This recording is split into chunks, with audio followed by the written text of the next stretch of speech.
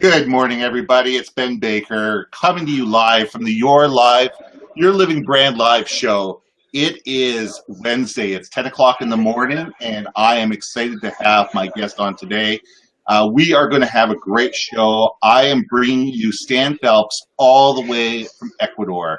So if we run into any technical issues, we know what's going on. He's sitting in a museum. He's given his keynote this morning. He's looking at some incredible artwork. But you know what? If we run into technology issues, we'll blame it on the Ecuador government. How's that for a deal? So who I am is I am Ben Baker. 9 to 5, Monday to Friday, I help my clients with brand, message, market, vision, and value. What we do is we help you communicate, we help you engage your audience, and we help tell your story so people care about you and what you do. So enough about me. Let's get Stan on the show. Stan has a great story to tell you. We're going to get him to tell us all about the purple goldfish. I'm wearing purple in his honor, and we have his book, his little pocket book available. He's going to tell me about the big book, but he gave me his little pocket book, so I always have it with me, and I appreciate it. So let's get Stan on board and let's start the show. Hey, Stan, how you doing? Ben, thank you for having me. Greetings all the way from Quito, Ecuador. Well, we love the fact that you were able to come to us, from half a continent away. That's just very cool. So you're right near the Galapagos. Is that where you are? What's that? You're near the Galapagos, or at least this is a jumping off place for the Galapagos. We're about a couple hour flight from Quito, but the unique thing for Quito, it's the highest elevation of any world capital. So it beats even up in Nepal. It's higher than the capital of Nepal. It's higher than Kathmandu. Yeah, that's crazy. That is absolutely crazy town. I didn't know that. I figured that Kathmandu was the highest capital in the world. So there we go. The show's over. We've just learned everything we need to know. So let's go on. No. Now, Stan, you've got I saw you, I guess, about 4 or 5 months ago in Vancouver. You were at the Visions Conference for the BC chapter of the American Marketing Association. Did a great job. And it was all about your purple goldfish. I think you were actually talking about your red goldfish back then. But you got the goldfish. Yeah, we were. So tell me. We got many different colors. Tell me about the goldfish. Well, I have to take you back like 10 years ago, Ben. And I had worked for my first 2 decades in marketing. And the marketing that I did was all about kind of eyeballs and earlobes. Like how do we kind of create impressions? And I just realized that needed to change going forward. And I started to write. And I didn't know what the answer was going to be until I started, and I wrote for a year, 50 different topics about marketing. And the one thing that started to stick with me was this idea of how do you do just a little extra for your customers? Prospects are important, but actually, how do you take care of the customers that you have? And I ended up starting a crowdsourcing project where I wanted to collect over 1,000 examples of companies that did that little extra. And right. I called those little extras a purple goldfish. So that's where it comes from. Yeah, and so there's a little bit of a backstory on why purple and why a goldfish. Yeah. The goldfish, and I think I touched on this in Vancouver, was inspired by a hotel chain called Kimpton. Right. And Kimpton's a boutique hotel chain, but they really get the idea of the customer experience. Mm-hmm. And so if you stay at a Kimpton, they do all of these kind of cool little extras. But here's my favorite. Maybe you're there on business, you're getting a little lonely. They will give you a pet goldfish for your stay. And so I love that idea of that signature little extra. Now the colors actually come from New Orleans. Purple happens to be one of the 3 colors of Mardi Gras. Right. So it's purple, green, and gold. And right. So my first books were kind of a trilogy But Purple was all about what are the little things that you do for your customers. Now I've just embarked on the 6th color in the series, but by far the first one remains to be kind of the seminal book, Purple Goldfish, and that's kind of the overarching brand. Gotcha. So tell me a little bit about, who are your customers, and I mean, I know that you do a lot of speaking. Who are your customers, and what are the little extra things that you do for them to make it special for their customers? Great. So, sure. So I only do 3 things, Ben. I write, I do speaking, and I do training. And so I write as a Forbes contributor, and I write books. I do speaking in terms of keynotes like this morning. And then I also do anywhere between 2-hour to half-day to full-day workshops and training sessions. Right. And so every week my customer is different. For 1 week it may be an association that has an annual event, and they're trying to they have a theme, and my message is right for that theme. Yeah. Another week it can be a major brand. Like last week I was meeting with a pharmaceutical company. It was their entire marketing department, and they wanted to focus more on the customer. And then I also can be in a setting that's a nonprofit or even an educational setting. So one of the things I love is that every week is different. And to get to your question of, I speak about doing the little extra. Right. So you had showed, if you can lift my mini book again. Yep. That's something I always bring with me. That's my business card. I love it. So I hand that out to people. I call it my reverse mullet. Yeah. So because it's party in the front and then business in the back. And then I do all sorts of little things. And this is a little thing if anyone who's tuning in today, and today's June 14th. 14th. So I spoke today about technology, data, and analytics and how that impacts the customer experience. And so that's the overall subject for, and I'm flying the blue goldfish flag today. So I've made the blue goldfish book free today on Amazon. Oh, very cool. So you have up until midnight Pacific time. If you go on Amazon, just search blue, you can download that for free. And so that's a little pieces that I work with. Hang on, we'll get him back. Hang on, Stan. He says the joys of technology. It's coming to get you. Okay, I can hear you. Yeah. So I was just mentioning about the blue goldfish being free today as one of the extras that I do. Did you catch that? Yeah, exactly. Yep. So it's blue goldfish by Stan Phelps on Amazon. Correct. Yeah. And you know what? I think I try to live the mantra of what I write and speak about, Ben, which my brand is about trying to deliver high value.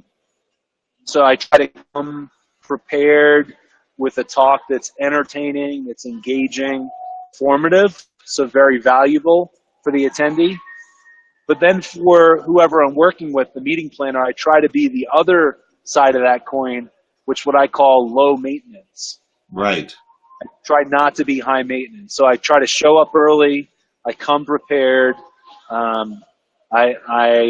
You deal directly with me, and I try to be easy to work with. And I think we have to understand that our brand is about both the value side and the maintenance side. And I think the best brands are the ones that are high value and low maintenance. Well, I think that's what differentiates a company from being a commodity versus somebody unique. It's when you can understand your true value, and it's not about being arrogant or egocentric about it. It's sitting there going, this is what I do. This is what makes me valuable. This is how I can help other people, and being able to communicate that, because there's too many brands out there that, just assume that, I'm here, everybody's going to know who I am, and everybody's Right. going to want to deal with me. But that's not reality today. Today, there's so many different options, and there's so many different choices in the world, that the more we can sit there and say, you know what, how can I help you as a client? And I love that about you. Right. I absolutely love that about you. I mean, the fact a speaker who actually shows up early and prepared is a wonderful thing. Right. Hey, They say you only have two jobs when you're. So here's the first job. The yeah, second is, and this is a cardinal rule, you have to end on time. absolutely. Absolutely. For the time you've been allotted. Oh yeah, because everybody's time is valuable. Everybody's got some valuable time. Everybody's got somewhere else that they need to be. So treat people with respect, give them something valuable, and respect their time. Right. Seems real simple to me. So, why do people come back to you time and time again? I mean, there's thousands of speakers. There's thousands of speakers. Sure. Why do you find that your customers want to come back to you? What are, I mean, we talk about the little things. We talk about your book. We talk about the fact that you're there on time. But, what's your secret sauce? What's the nitty gritty behind your brand that allows you to speak in a way that speaks to so many different types of audiences?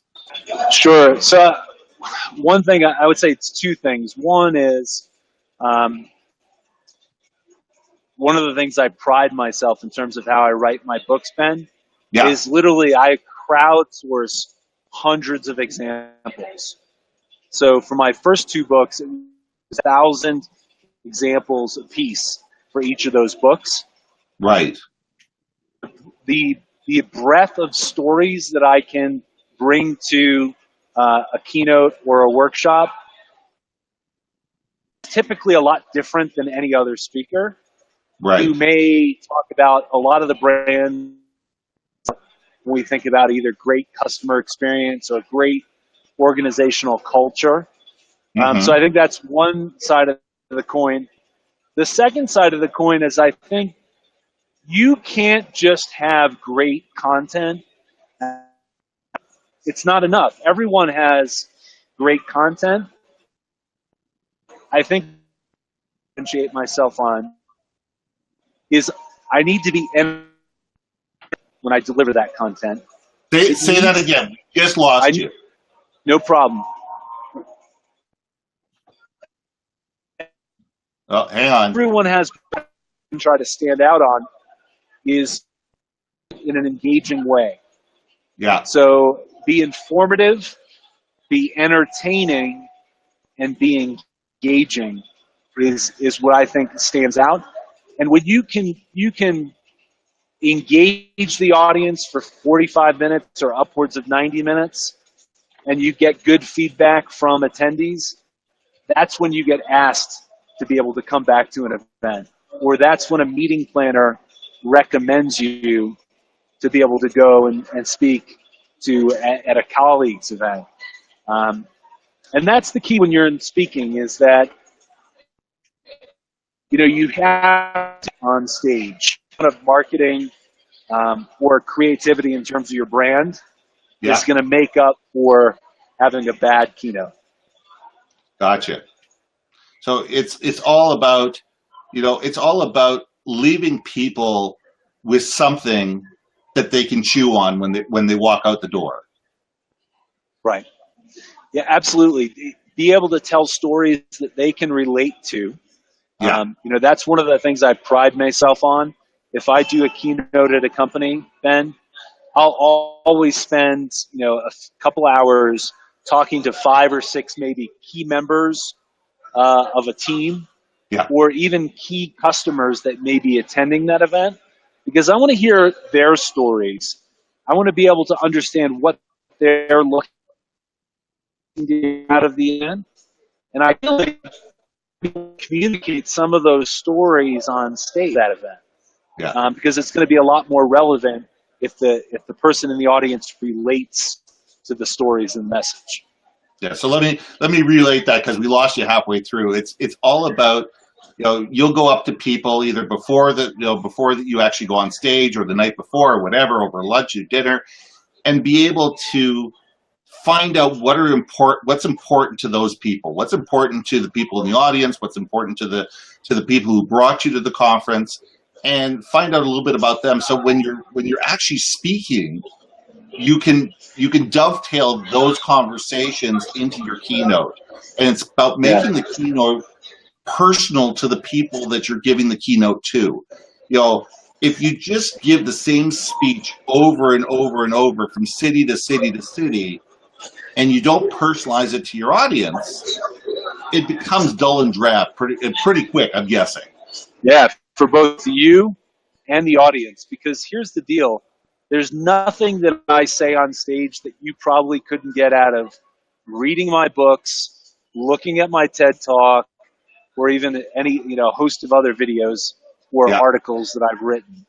What makes that unique is the actual presentation, and to your point, how it's personalized to that audience. Absolutely. So let's, I know that we're running into some technical issues, so let me ask you one last question, then we'll let you go, because I'm sure you probably started early this morning, and it's Cerveza time. Now, if there's one thing you want people to remember about you, what would that be? Do me a favor, because you were cutting out there. What was that last question? Yeah, no problem. The one thing that I think is important is, what is the one thing that you want people to remember about you when you leave the room?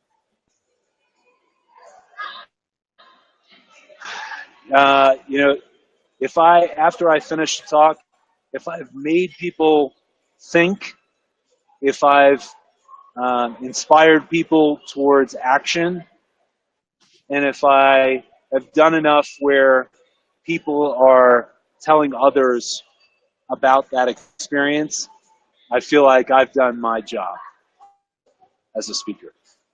Well, that's great. I mean, that is so important, to be able to sit there and say, you know what? It's all about reaching people. It's all about getting people to feel and be able to sit there and say, you know what? I learned something. I absolutely learned something. And, it was valuable for me to take the time out of my day to come and talk to come and listen to Stan talk. And that's important. Right. That's important to the people that are paying you to be at that show. And it's also important to the people that are paying to come to that show, to be able to sit there and say, I learned something. And I think we can let me leave you with one thing when we talk about learning. And this is the thing I tell almost all of my audiences. It's a simple fact. And if I have you go like this, Ben. Yeah. So this is the distance right here. This is the distance between your thumb and your pinky. Yeah. Is exactly 9 inches. That's also the distance between the stem of your brain and the top of your heart. Very cool. And so I think the challenge, so you have a built-in ruler, first of all. For 85% of people, that's exactly 9 inches. Yeah. But here's the deal. You need to get people to go from the eyeballs and the earlobes to actually make that journey to their heart. Because if you can get in the heart of that customer or their employee, those are the people that take pride in doing business with you. Those are the people that defend you. And those are the people that tell your story. And I think that goes for any business in anywhere in the world. That is an important statement. I think that's great. Thanks for that, Stan. So I want to say first and foremost, it says thanks for joining us. It was absolutely a pleasure having you on the screen. On the show. It's been a lot of fun. Oh, we got some announcements going on in the background. I just wanted to say thank you very much. You've been a pleasure to have on the show, and I really appreciate your time. So next week, you there. Take care. I love Kirby. You're gonna love Kirby. Tune Yeah, in for that. next week we're gonna have Kirby Hasserman on, and that is going to be an absolute phenomenal time. Kirby is a buddy of mine, and I've been on his show. We've met each other. We've known each other for years. He's got a great company called Hasserman Marketing. He tells a great story, and he's really entertaining, and I think you're really going to enjoy them. So thank you very much for everybody for being on the show. I appreciate you coming on board. I hope you got everything. I'm sorry about the technical issues dealing with Ecuador. You know what? There was only so much we were able to do about that. You know, it was IBM. We'll blame IBM for this. No, I'm just kidding. They did a really good job. But you know what? We can only do so much with the technical expertise within a museum that's, you know, probably 100, 150 years old. Once again, it's Ben Baker. The company is Your Brand Marketing. We specialize in getting your story told. We want to talk to you about your brand, your message, your market, your value, and your vision. We want to help tell your story. We want to help engage your audience, and we want to make it more effective for you, for your clients to understand your value. What do you do? Why you do it? Why they should care. Come see us. Come talk to us. We'd love to talk to you. Thank you for being on the show. And we will see you next week when we have Kirby Hasserman on, and we will ask him again, what's your story?